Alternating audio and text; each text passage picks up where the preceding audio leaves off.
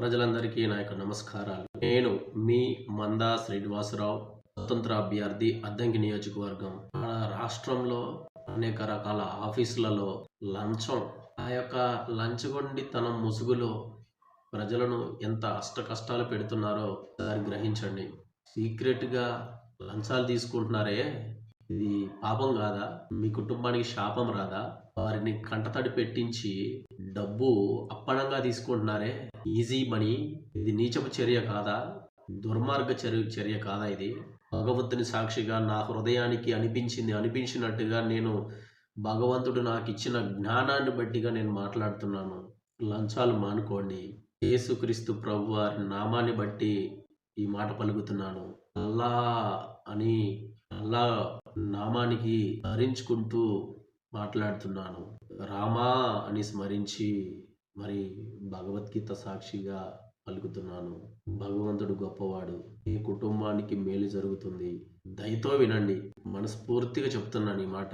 పేద ప్రజల దగ్గర నుండి వారి కంటతడి పెట్టించి వారి కుటుంబంలో తినడానికి కూడా తిండి ఉంటది ఉండదు.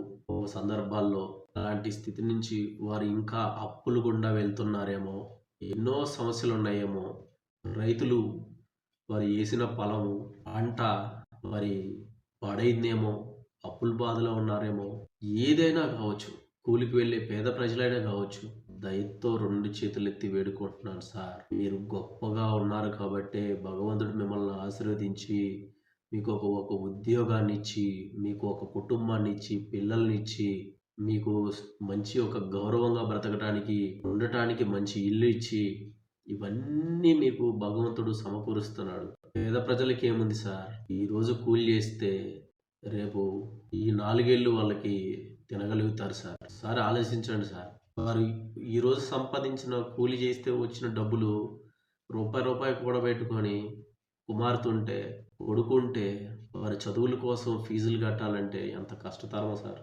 వారి అప్పులు ఎవరు తీరుస్తారు సార్? వారి కన్నీటి బాధ ఎవరికి అర్థమవుతుంది సార్? కుటుంబంలో ఎన్ని బాధలున్నా పైకి చెప్పుకోలేరు సార్. నలుగురిలో మమ్మల్ని చులకనగా చూస్తారేమో అని బాధపడతా లోపల కుమిలిపోతారు సార్. పేద ప్రజల రక్తం గొప్పది సార్. అది ఎన్నటికీ చెదరదు సార్.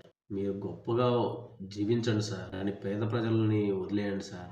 వారి దగ్గర నుంచి లంచాలు తీసుకోకండి సార్. ఆ లంచాలు తీసుకొని మీరు మీ కుటుంబం సంతోషంగా ఉండగలరా? మీకు నిద్ర పడుతుందా? చెప్పండి.